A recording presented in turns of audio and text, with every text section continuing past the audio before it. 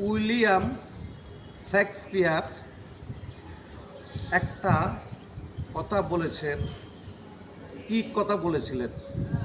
বলছে, তুমি সংসারে কারোর উপর ভরসা করো না, একমাত্র তুমি ভরসা করবা আল্লাহর উপর এবং তোমার হাত এবং পায়ের উপর। দেখবে হাজার অকমান অপদস্থ থেকে তুমি মুক্তি পাবে। তুমি মুক্তি পাবা পুরা সমাজ এবং রাষ্ট্রের প্রতি।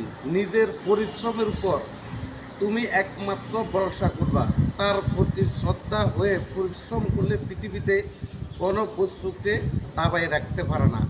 তাই পরিশ্রম হবে তোমার হাত এবং পায়ের প্রতি।